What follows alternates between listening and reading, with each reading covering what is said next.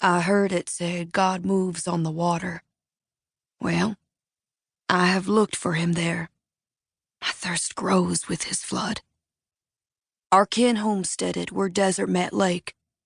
The hills in the near distance wore blankets of pine.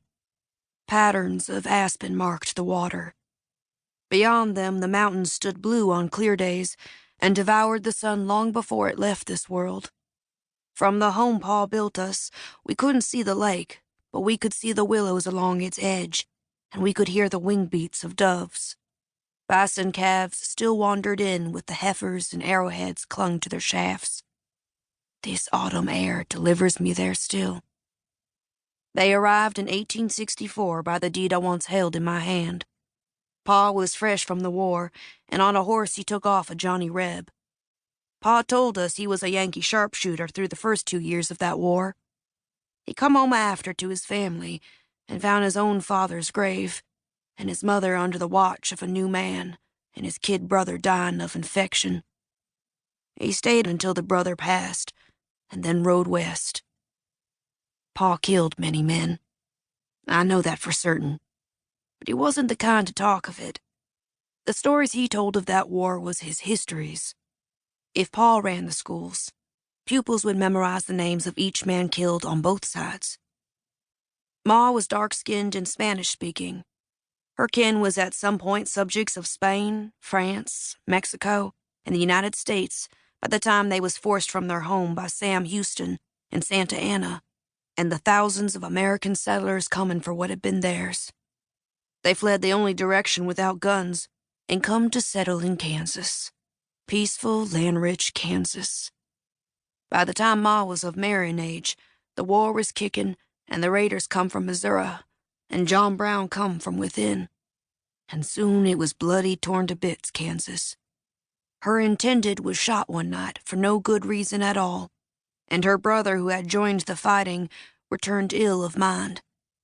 Kansas wasn't Kansas no more. They rode on. She was 22 and walking with a load on her shoulders somewhere in the plains when she heard a horse gaining and turned to see Pa slowing on her. Course, he wasn't Pa yet. He was a stranger who introduced himself as Milt Harney. She said folks called her Rosa, her mother's name.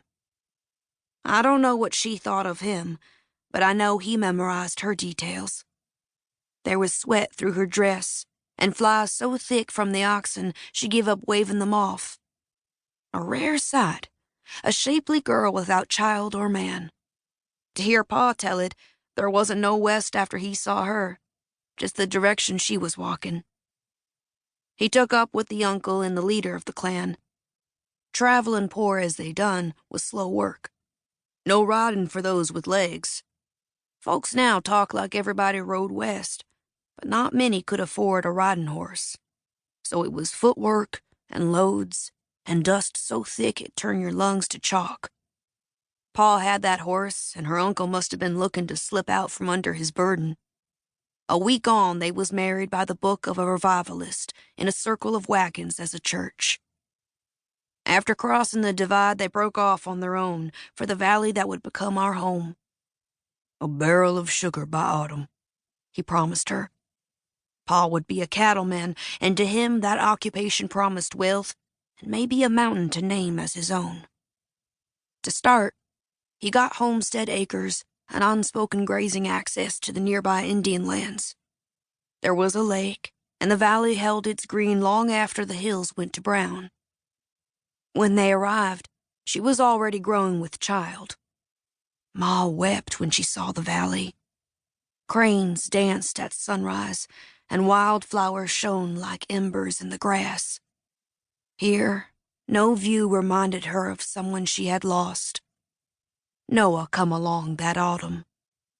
Noah, my brother's name. Even now I turn and expect to see him riding hard for supper. How many times did I push back the cowhide flap and see him leading a string of dust down the valley? Never late for grub, and never one to show up on a dry horse, that brother of mine. You knew him best, but you didn't know him then, before. Sure, you've heard the stories folks tell. They make him a killer and a hellion. Little children hear his name, Noah Harney, and they see men falling from stagecoaches and smoke rising from a barrel, and they think a man is made real by the violence he wields. Noah was a killer, that is certain. I ain't never been sure if he was right.